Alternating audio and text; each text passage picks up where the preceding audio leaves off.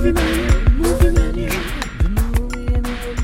are Movie Menu Reviews, your cosmic dark podcast saga.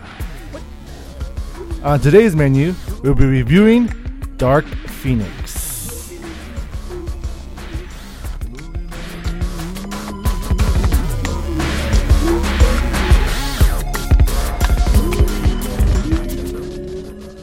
Welcome, ladies and gents. I'm Dan the Man Muñoz, host of Movie Menu Reviews, your weekly movie news and reviews podcast, live on Facebook. Woo! Thank you so much for joining us. If you're listening to us, if you're watching us live on Facebook, we appreciate it. If you're listening to us on iTunes, Apple Podcasts, Stitchers, wherever you listen to your podcast, we do appreciate it as well. Yeah, thank you. Thanks for hanging out. Yeah. We appreciate it, For sure. Joining me today, someone who's hanging out, even though he wasn't invited, is my co-host and senior panelist, Z. See, the trick is never to be invited and then show up anyways, and that's how people become friends with you. Right, Mike? Yeah, exactly. I'm not surprised that the both of you would think that way. Did you read my playbook?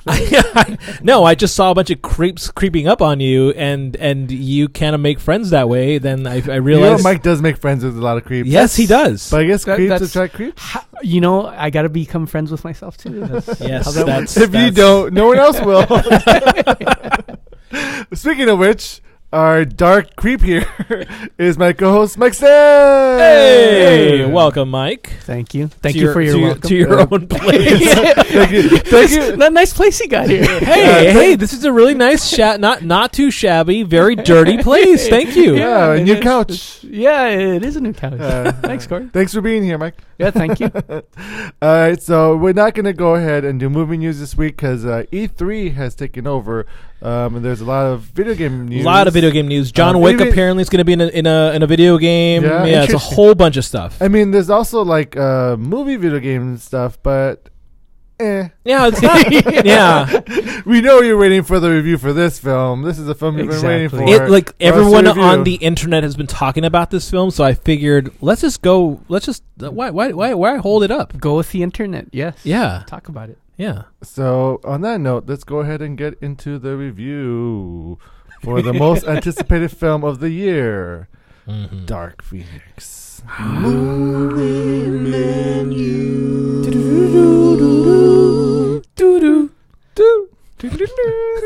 So the film we're reviewing is Dark Phoenix, written and directed by Simon Kinberg, starring Sophie Turner, James McAvoy, Michael Fassbender, Ty Sheridan, and Jessica Chastain.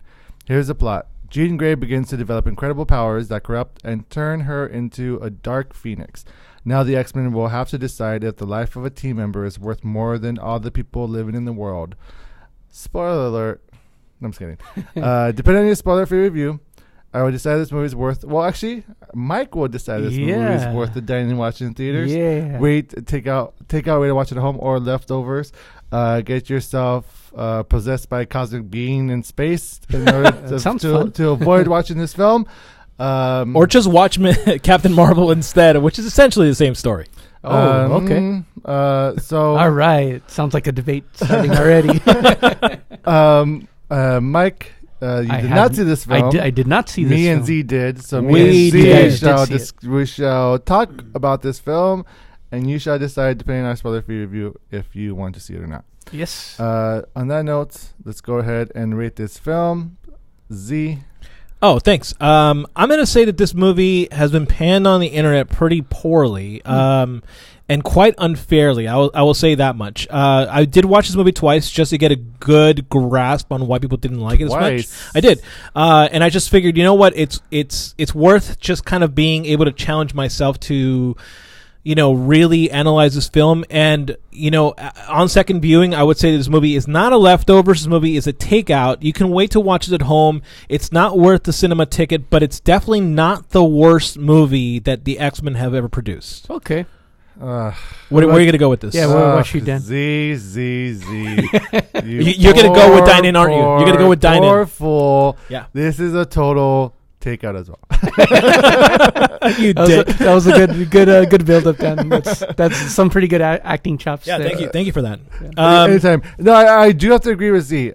This film is getting it's I think it's a backlash, and I want maybe you can agree with me on this. Well, it has the worst rated film of all of the other films in Rotten Tomatoes, and the Metacritic as well, and it really doesn't deserve it. It doesn't. It doesn't deserve a lot of praise either, but it doesn't deserve as much hate as it's getting. And ultimately, listen, Last Stand was by far the worst. And I don't care who you are on the internet reviewing which movies. That was a terrible movie overall. This movie, there's at least, you can tell that there's a fanboy working behind the scenes. You know that Simon Kinberg loves the X-Men, and because of that, he tried to adapt something, but then and it looks like he just simply was told last minute, nah, we're not going to give you as much money as you think we were going to give him. You know what I mean? Like, it seems like it's like an unfinished product. Okay. It does. And it seems like someone, though, who is not so much an X-Men fan, but is a fan of the X-Men animated series, I would think. Well, I would agree with that, except I know that Simon Kinberg, this is the director and the writer, he did say that Chris Claremont was the influence for this movie, but a lot of issues came around. One, you're making a movie based around a comic book that took over several issues, and even at that, like, the cartoon was, I think, at least 4 episodes long, so there was a lot of story involved. You can't really adapt that. Secondly, I think ultimately the problem really comes down with Bryan Singer and what he did with the characters, because you could have brought back other characters to kind of fill in some of the villains in this movie, and it would have made the series complete. Wait, what do you mean? Go into more detail about that. Well, I mean, like, in a huge way, like, there is a sequence in this movie, Mike, where you have a de facto Hellfire Club. Club. Yeah, a de facto Hellfire Club. So what is the Hellfire Club? The Hellfire Club was introduced in First Class. And it wasn't built upon. But that wasn't Bryan Singer. It was Bryan Singer. That was Matthew Vaughn. But you could have continued it. Like, that's the thing, is that you could have continued, and this movie then has to fill in certain gaps in the same way that, say, Harry Potter had to fill in gaps in the very final books and movies, because they had edited and took out so many things. So because of that, I think that Simon Kinberg was given a piece of shit, and he did the best with the piece of shit that he can do. He wrote it. He wrote it, and then he gave it to himself. No, he's like, this is terrible, but I'll figure it out. I want to give the guy some credit, because I feel like he was trying. So this is its directorial debut. It is, and you can really tell. Now I would say there are some sequences that are really cool in this film. Totally. Who knows if he actually directed that part, or if it was the second unit? Second unit director. But some of it did look good. Now, where I have a problem is with this film, and it's not like the X-Men is known for having like Oscar-worthy performances, but in First Class, when they brought Michael Fassbender and James McAvoy on, they did elevate it a little bit more. They did, yeah. But in this film, the acting is it's pretty poor. It's like Lifetime. Really? It's pretty there's poor. a moment where like Sophie Turner just says like you shouldn't have come, but she says it in such a like it's really bad. Really? Well, and like me and my friend that went to go see it, we were laughing so hard in the theater. Well, and so do you think this will be aired on Lifetime in about? No, but I do think that it will probably get a Razzie, because I think some of the acting in this movie is poorly done. I think again, right, like part of it is just because he's such a new director that you can't get the performances. You can't get Sophie Turner to do the things she does in Game of Thrones if you don't have a good director backing that up. Well, the funny thing is, though, I don't know if you knew about this, but the reason why Simon Kinberg did this film is because the cast, or they said that they wouldn't return unless he directed it. That's interesting. And that's a interview, like Simon said, to I think the Hollywood Reporter. Sure, he said it, but did everybody else say that? Right. Yeah. So, I mean, the cast had his back. I feel like Matthew Vaughn should have been the one to come back and done the last one. I was really mad about during Apocalypse how Matthew Vaughn should never have left this franchise. He should never have left the franchise. But all right. So let's talk about plot because there is a plot in this movie. It's a very loose plot, but it's a very it's there. And I think ultimately its weakness is, again, this movie was set up. Let's talk about its strengths I would say. I Okay. would say You the wanna one talk thing about that the strengths the first? one thing that actually, Mike, you're hosting. Yeah, I'm like, What do you want to hear? You never officially handed over the hosting. Yeah, Mike, duties, you are so- hosting. There you go, you the- take it. I now have the power. There you go. All right. You are now the Phoenix. So, anyways, So Z, Yes. what's the main most horrible thing of this film to you? one. Because I just Okay, the okay. main the thing that stands out the most to you Okay, as why this film is a takeout. Which just based on what little you guys have talked about, I'm surprised you guys gave it a takeout instead of a leftover. Well, I was gauging the strengths, Mike, but then you No. totally Well, no, changed it. But I'll answer Mike's question. I will say Samsung is my answer, okay, and I'll tell you why. This movie is based in 1992. Okay. okay. And there is a moment in the movie where you can see behind Hank McCoy, played by I forgot the guy's name. Nicholas Hoult. Nicholas Hoult. So that's Beast, right? They're coming back from the space mission, and you can see behind him a Samsung flat screen television. okay. And Hey, they had hold on. They had It's- coffee cups in Game of this Thrones. this is 1992, and 1992 clearly you all right. The previous movies have focused on each of the decades. And that's the level of continuity problems I had with this movie, is that Michael Fassbender, who should have been 60 years old in this movie, looked his age.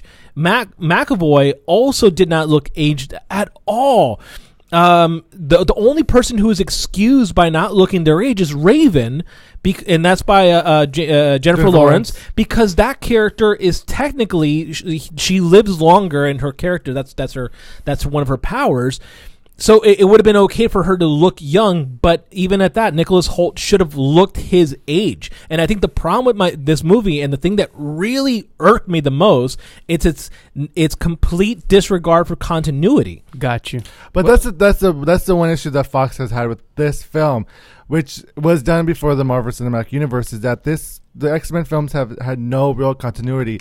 And what really pissed me off about Apocalypse was that I thought they were trying to fix the continuity with Days of Future Past. Right. And the right. Apocalypse does nothing for the continuity of it. It just goes back to being whatever. But that is an issue with this film, because if you did see Apocalypse, you see how did Apocalypse get defeated? Because I was gonna leak to that. Because Jean unleashes the Phoenix Force, and then they disregard that in this movie. Oh. And the movie is set in 1992, and the first X-Men film is in 2000, Right? which is 8 years different. Now, if you remember how Sir Ian McKellen and Picard, I can't think of his name, the actor, yes, who played Professor Xavier originally, they don't look. Patrick Stewart. That's Patrick Patrick Stewart. Stewart. Thank you. That's only 8 years difference from where McAvoy and Fassbender are right now. Yeah. and they don't look anywhere close to that. Got it. Eight years. That's like Yeah. nothing. Yeah, I So see. they should have kept it in the 80s, which okay. would have been a lot better. So it was the same issue for you then in terms of lack of continuity. Yes. compared to- well, and it was, but then a part of me is like, okay, they've never really been one to keep a continuity within these franchise films. Yeah. Within Fox. Yeah. So it wasn't a huge, but it was very noticeable, especially when they showed the Phoenix in Apocalypse. Spoiler alerts if you haven't seen Apocalypse. No, you should have watched Apocalypse by now. Yeah, keep going. But and then they go ahead and wipe that away and then do the Dark Phoenix saga. Yep. Which is like, we get it. Phoenix is a very popular storyline. She's a very popular character, but we haven't earned the right to see this Phoenix of this character, because it's only been 2 films in. Well, this is the equivalent. Oh, actually, it was only 1 film in, and this is like barely the second film, and we're already getting the Phoenix saga. So this is the equivalent of, say, doing Iron Man 2, Mike, and then bringing in Thanos right away. Yeah. I It's got like you. you're blowing your load so quickly, and you're blowing your surprise so quickly, and you're not building up to it. First of all, Apocalypse was a schmuck. He was terrible, and he was nowhere near the level of like awesomeness, because again, right, like I believe it's the same comic book writer who created Apocalypse who created Thanos. Am I wrong about that? I might be wrong about that. I think you're wrong about that. But essentially they're very similar characters of power and strength. And you show him in Apocalypse, and again, I think the failings of the past are the failings of this movie. Again, that's my premise is simply that Kinberg had a crap job to do, and he turned out a crappy product. And that has, again, more to do with Bryan Singer's terrible writing and his worthless directing, that he wasn't given much of an option here. Because, like, yeah, you're right. They set up Phoenix, and they never really go into it. They never really kind of, like, really... And we should establish that Phoenix in Apocalypse is different than the Phoenix than we got here. The Phoenix from this one is the old storyline, where the Phoenix that Bryan Singer was going for in the last one was a retold story of how the Phoenix was within Jean the whole time. Right. Okay. But yeah, anyways. But in this one, right, so, and okay, fanboys. Some fanboys are going like, well, technically in the comic books, Jean had part of the Phoenix Force in her, which is what brought the Phoenix into Jean to begin with, to complete her in some way. That was never discussed. That was never even elaborated on. That's 10 years from 1983 where Apocalypse comes, and 1992, and there's nothing in between. Yeah. And even at that, somebody could have made mention, like, did you guys notice in the last, like one of the characters, maybe Hank McCoy going like, did you notice like a Firebird around here? Well, we shouldn't worry about that. And James McAvoy kind of blows it off as like, whatever, she can do things. And I would have had more willingness to kind of go on that venture. And even at that, we're not even reviewing the movie just yet, by the way. We're just kind of talking about the foundations of this movie. Yeah. The parts that I loved about this movie. Well, let me just say one thing about the film. Go ahead. So the strength of this film that I did enjoy of it was that they didn't do what they did in The Last Stand, in the sense where they had multiple subplots within the film. Yeah. This film focuses on Dark Phoenix. It does. It really does, and it focuses on. And what I liked about it focuses on repercussions of the Dark Phoenix, of what happens. Because hey, listen, it's not a spoiler. Raven dies in this movie. It's in the fucking trailer. They ruined that in the trailer. Yeah, Simon Kinberg even in an interview said, "Yep, she's dead." She's dead. Yeah, they had to come out and say it. So very quickly, you have that death, and what I loved the most was all the that she died. No, I'm that well, yeah, that was part of it. But for me, it was more just like the way that Hank McCoy, again, Beast, responds to that death. I thought that was such a genuine regard, and I think, if anything, like for me, that was so crushing. And I think that also Michael Fassbender reacting to that death, and even at that, Professor Xavier, all of them, like the way that they all responded to that death seemed very genuine, and I can tell that they were really trying their best to act in those scenes. It totally goes against everything in the comics, but it's fine because they established that in the universe. Yeah, but I even so, like for me, I think as a human story, I think there was potential there, and I think watch it for those moments alone, and then you'll watch it and you'll be like, oh, this is like watching an X-Men movie from the 2000s, not a Marvel movie. And there's a real big difference, and I think this is another, an issue that Kinberg had to really come back from was you just did Avengers Endgame. A movie that takes place over 6 hours, right?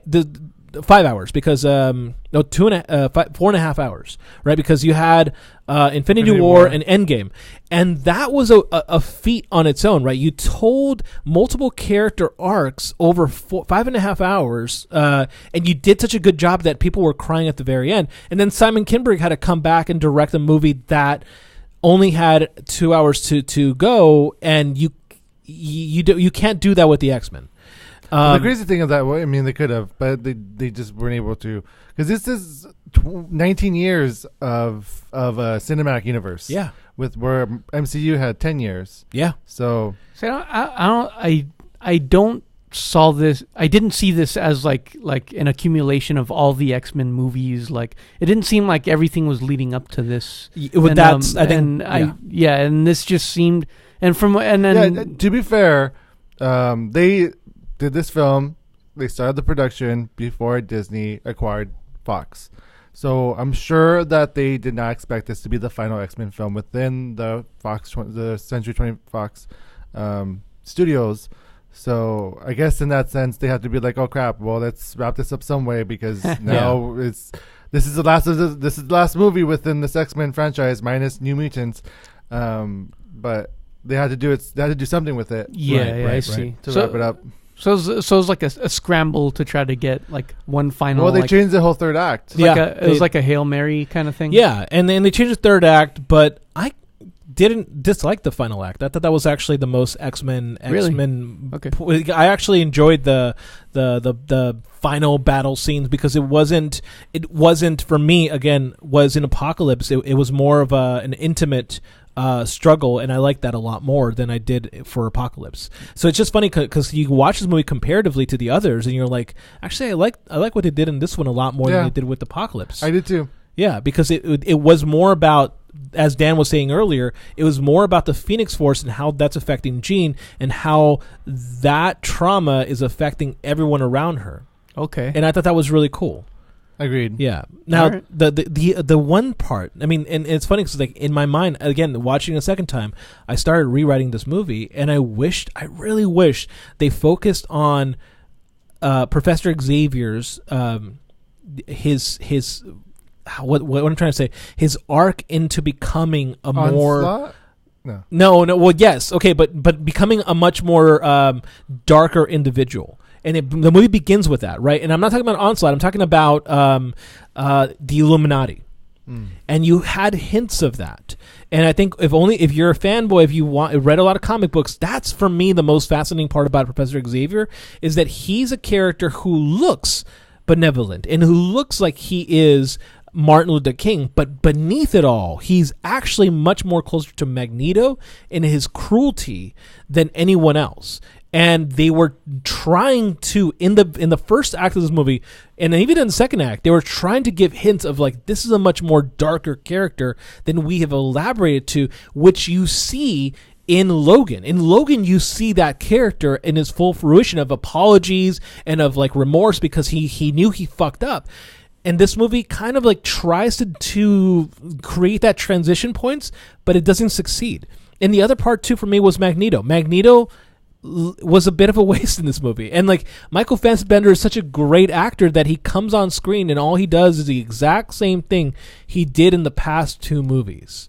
And I think that was a waste. Like, he was wasted last movie too. Yeah. And yeah. No, and nobody ever really even alludes to the fact that Quicksilver's his son anymore. That's a drop plot, and so it's sad. And Mike, I would say, like, you should go watch this movie. You should definitely watch a movie, but it's like, it's not like you have to rush out and watch it. It's an okay movie. For me though, the most wasted character was the newest character, Jessica Chastain. Oh, horrible! Okay. So this is not a spoiler. Great acting. I think she did a great job. Yeah. But the character was terrible. I don't know if it's spoiler to talk about who I thought she would have been. No, go ahead. So I thought it would have been cool if Jessica... Okay, so we know just... Okay, no, I'm not going to say that. So I thought Jessica Chastain was going to be like the personification of the Phoenix Force. Which is what I thought too. Which would be the one to corrupt... or not corrupt, but like... sense... Or get to know Jean, and then, like, she gets corrupted, and then she possesses Jean. And I thought that's what she was. Yes. In the trailers, they made it seem like she was that is what powerful as well. And, like, I was like, oh, that's an interesting, like, interesting take on the Phoenix Force. Yeah. That's what it seemed. That is what it seemed like in the trailer. And to see it, like, actual being possessed, like something that's there that only Jean can see. Because of her powers, I thought that would have been so cool. It's not that. It's not nothing that. like that. So there's no possession at all, really, in this? Or? I mean, there's the Phoenix Force possession, but that's something totally different. Well, and I think ultimately, like, this movie would have benefited from that because you would have understood what the Phoenix Force was a little more, and you don't really get an explanation to the Phoenix Force up until the second act, and even at that, the very final of the second act. And even then, you're just kind of like, wait, so her character, what is her motivation? I don't understand. Okay, are we done panning the really terrible stuff? Yes. Okay. Yes, we are. So here's where there's a redemption to this movie. It is a great female empowerment movie. Okay. And I really digged it for that. And I can tell that they reshot because this movie was very clearly close to Captain Marvel. Because there's a line in the movie that is actually a direct line from the cartoons, which is like Jean Grey is confronted with, like, you can't take the Phoenix Force because you're too emotional, and Jean Grey responds this is in the cartoon, emotions make me stronger. That's actually my strength. And I think that overall, this movie does a really good job of showcasing one of the weakest X-Men. Which is funny because Buffy the Vampire Slayer says the same thing. Same thing, yeah. But well, to be fair, who that's Claremont who started that. So we have to give kudos to who did it first. But you have the weakest character, right? Jean Grey has never been the strongest character up until they made her interesting with the Phoenix Force, and so you see her transition to somebody who gains control over her power.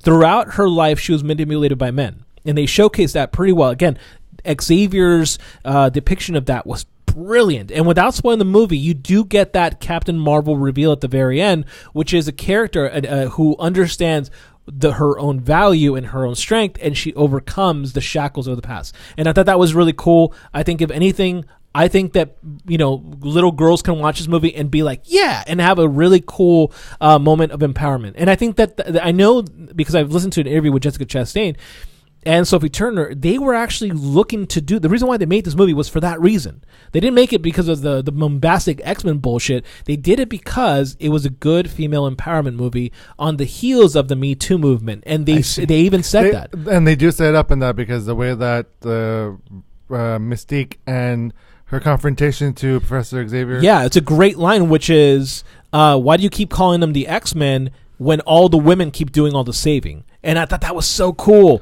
But also asking, what did you do to her? What did you do? Yeah, what did you do, Charles? And then Charles responds with, you know what I did. And you're just kind of like, again, Xavier is a cruel character. If they could have dove deep into that character and the Phoenix at the same time, I think this movie would have been fantastic. But they didn't get a chance to. Yeah. Yeah. So I say watch it for that. I think that part's still really cool. Yeah, I think, and also, and it's still a fun ride to follow. It's cool to see the X-Men as well, and the final scenes is really cool. The special effects is fun, and definitely check it out. Yeah. Okay, I think let's go with the final thoughts, if you guys are okay with that. Yeah. So Dan, since you're already while you're talking about it, what are your final thoughts? Final thoughts is not the best X-Men film, but definitely not the worst X-Men film either. Give it a shot. There is some good in it, and definitely watch it at home. All right, Z? Yeah, I think that comparing this movie, if you're comparing apples to oranges, right, Brett Ratner's Last Stand was dog shit, and I don't care what you think, rewatch that movie, and remember that the person who was directing that movie was harassing Ellen Page, and he was also assaulting women. So, let's really question whether or not that was art or not. It wasn't. It was horrible. So I don't think this movie is the worst, and I think that they were. You could enjoy the movie for what its attempt actually is, and I would say the same thing about a director who is like a really well known director, like Christopher Nolan, right? Like we usually say, like when a great director fails, it's still a good project. It's still a really good movie. And I think with this movie, I think that because Simon Kinberg is trying his best, I think he did a pretty good job, and I don't think it's a terrible movie. I think it's not a great movie. I don't think I'm going to remember it a whole lot, but I think this is still a fun movie to watch at home. So you're looking for Simon Kinberg's next film? I think that Simon Kinberg should do what Matthew Vaughn did and do his own. I think that he's creative enough that he can actually create his own story. He actually wrote Jumper. Okay. And I actually kind of dig that story. Like, it was a really interesting story. So I think that if left to his own devices, he can do really well in his future career. Got you. Okay. Yeah, I think I've heard enough, and I think it's a takeout from. Yes. I thought we were going to lose you. Which take that, internet. Both you guys get 0 points. Yay! But that's not the end of the episode, because we do have segments. Yes.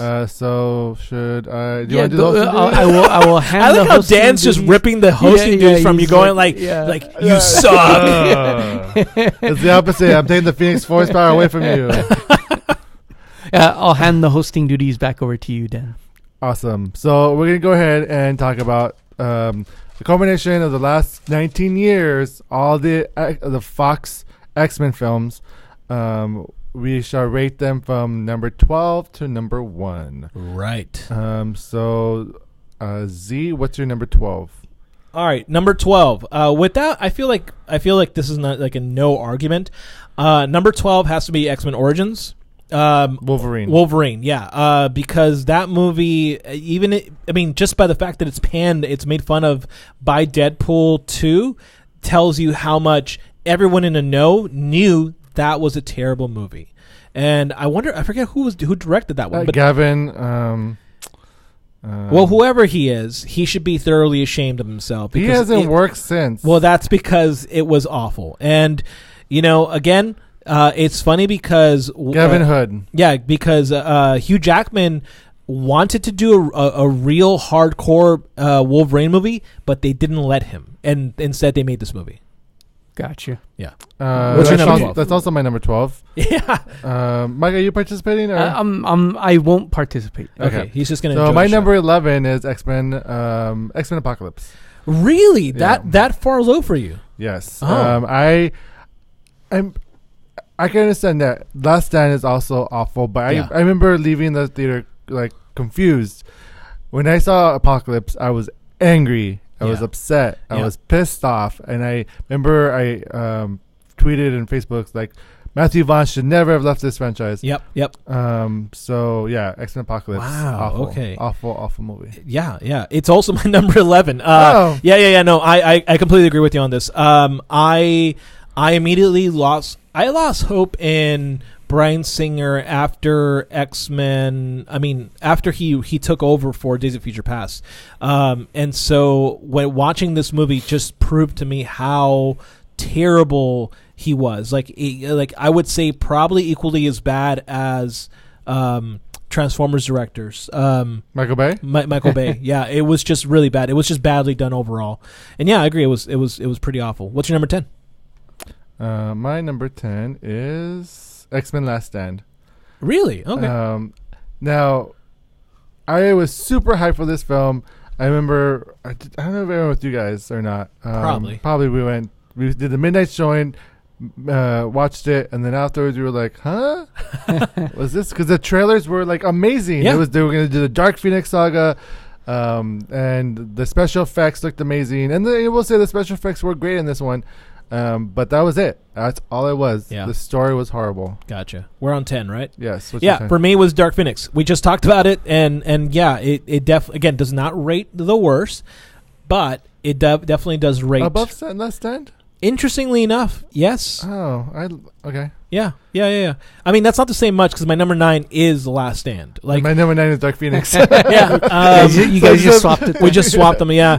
Well, and I feel like Dark Phoenix is a little bit better than Last Stand. But it's just me. No, and I agree. I think overall with character development, I think that Dark Phoenix is a much better job of that. Whereas Last Stand is just there are moments in Last Stand that are fun, but then there's so much that goes bad. Like it's just not good. Well, we have a comment. Okay, go for it. Sean Aguirre says, utter crap. I'm sorry you guys had to sit through and watch that atrocity. It wasn't that bad, Sean. It wasn't that bad, Sean. Like, honestly, like, well, you know what? I may have made a mistake. I am going to agree with you that I think The Last Stand is actually worse. Thank you. Brett Ratner. Wow. Yes, I'm gonna change my... You just... Yeah, you're right. Yeah, this movie wasn't that bad, Sean. It was actually bad, but it wasn't as bad as you think. And I think part of it is expectations, and part of it is also the critics who came out and just simply destroyed it before it even came out. So, what's your number 8? My numero 8 is X-Men, the original. Really? Yeah. And I'll say this much: it for me does not stand up. I think that character development is amazing in it, but I don't think that it stands up to, say, like the graphics, and even at that, like the things it did with the characters. I wish they would have done what MCU did and did that with the X-Men. And I honestly, I kind of wish there was a lot more focus on the core X-Men instead of Wolverine. For whatever reason, Bryan Singer decided to make the central focus of the X-Men on the one character who wasn't the original X-Men, and I think I really do have a problem with that. Interesting. Interesting. Which is funny because I also have a problem with it because my next movie is The Wolverine. There we go. Okay. The movie, it's a number 8, so it's not the lowest of the low. It's not, yeah. It's in the middle ground. It has its faults, but there's some fun in it. Oh, its third act is absolutely atrocious. Yeah, they take a really great character, Silver Samurai, and they make him into a robot, and that's what ruins the whole story. Overall, I think they do a really good job. I guess they cut off his claws. Well, that and they declaw Wolverine. The theatrical cut did not have him fighting the ninjas. It's like the ninjas surround him, and then it cuts to them already being beat up. Yeah. I know there's like a rated R version or Wild version or Berserker I've version. Seen it, yeah. But I'm talking about the theatrical release. I agree. One that I saw. Yeah. And that one was bad. No, I'm right there with you. I completely understand that. Yeah. Now, what's your number 8? My number 7 is Days of Future Past.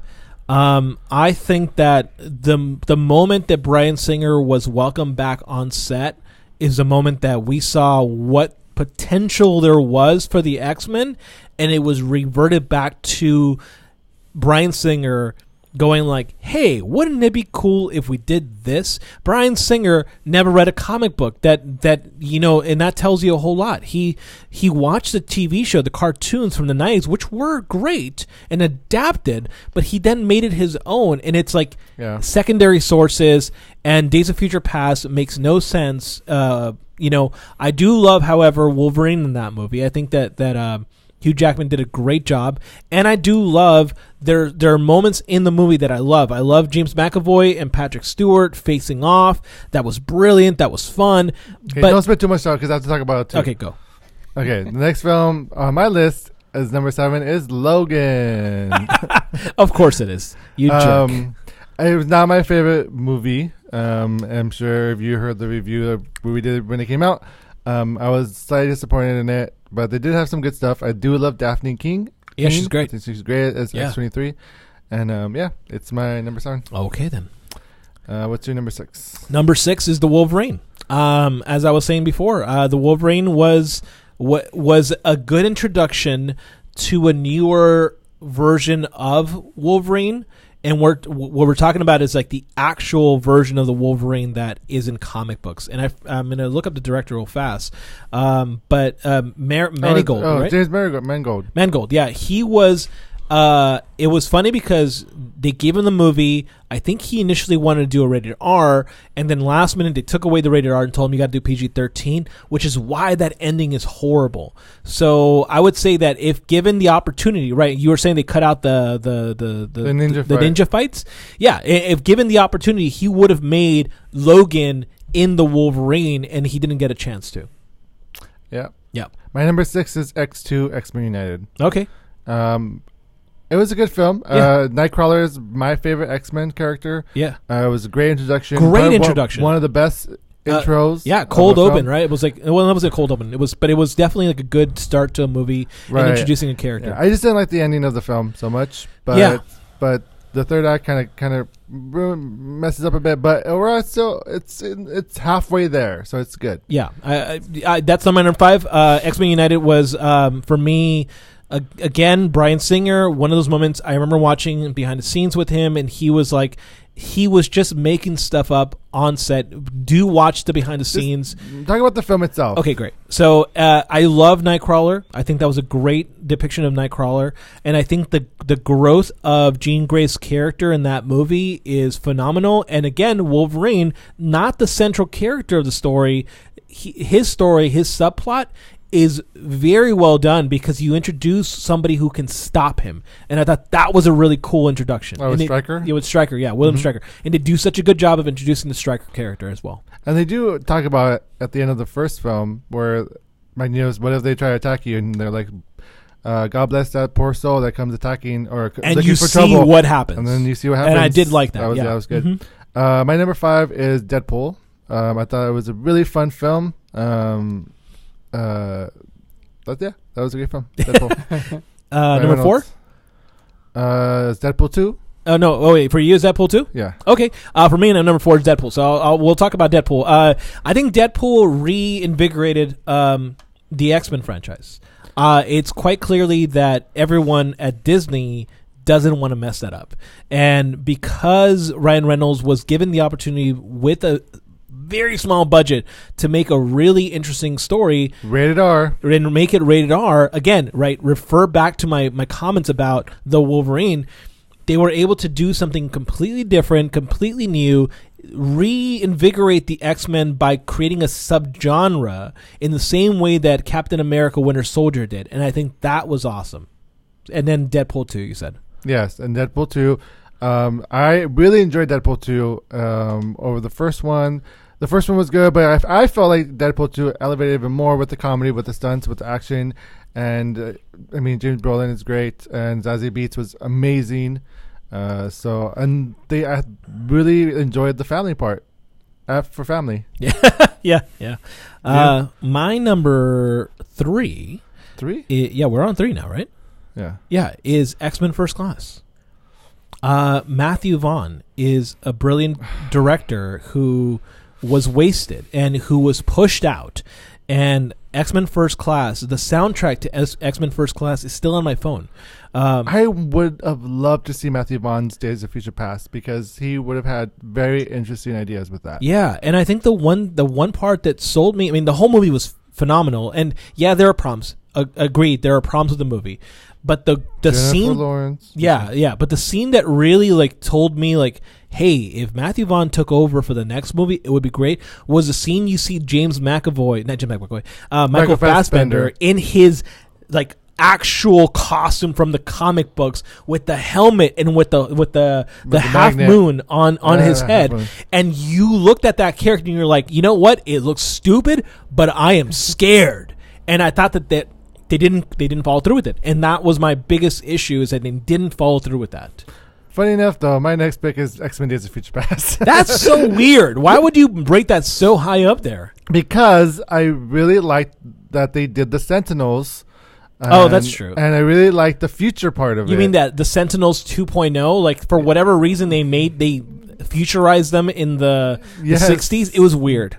I thought that the action was great. Yeah. And what happened was because it was kind of low on my list, and then I remember I went to San Diego Comic-Con and I saw the roll cut in the theater. Oh, okay. And I really enjoyed that version of it. So it's X-Men Future Past the roll cut. That's what I'm talking about. Yeah, I enjoyed. All right.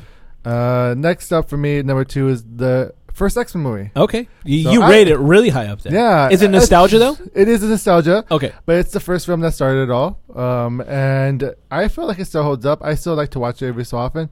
And yeah, the special effects, maybe that doesn't hold up so much.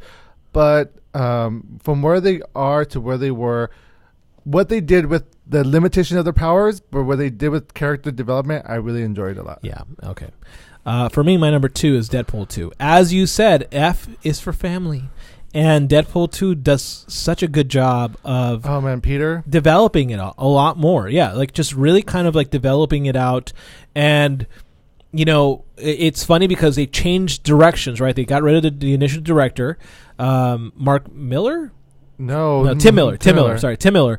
And they got the guy from John Wick. And I think that introducing more hardcore violence with comedy was the right way of going. Agreed. Yeah. Totally agree with that. Mm-hmm. And my number 1 pick is X-Men First Class. First Class, yeah. Now, I love this grounded version of X-Men. Yeah. Now, Matthew Vaughn brought, I was trying to say brought and Vaughn at the same time. Matthew Vaughn brought the X-Men into like a more realistic world. Yeah. Literally with history and stuff going on that we saw in our history with the Cuba. The Cuban Missile Crisis. Missile Crisis, which to have X-Men and mutants be part of that history was a great concept. Yeah, it was good. It was really smart because it introduced like, hey, what would happen if mutants were in our reality? How would that shift the world?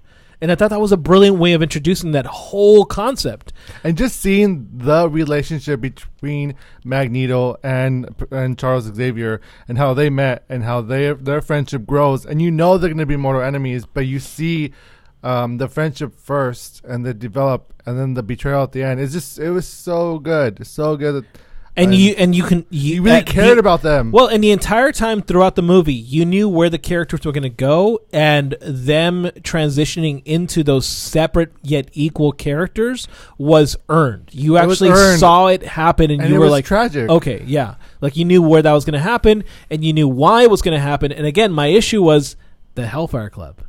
The Hellfire Club was demolished in that one. They should have kept them. And I think by part, they did keep him. It was only Sebastian Shaw that they had killed. Everyone else was still alive. But yes, except in the next movie, they got rid of him. Oh yeah, that's Bryan Singer. That is Bryan Singer for you. What's your number one? My number one, as you already kind of guessed it, it is Logan. Yeah. It is where the X-Men series should have ended. It should have just ended there, because they did such a good job of, one, showing you how horrible it would have been to be Wolverine, and then to add that Professor Xavier's arc as a tragic, again, right? He was in the comics, he's an asshole, and they really do continue that whole thread in this movie.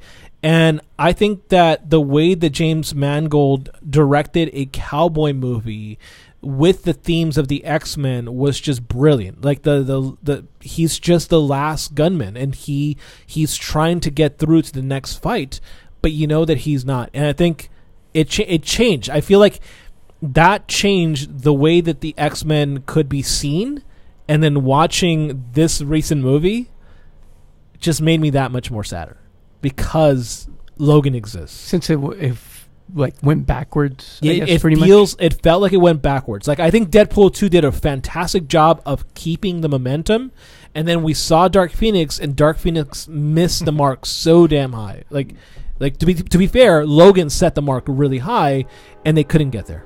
Now, Mike, rate our list. Yeah, who do you agree with? Number 12.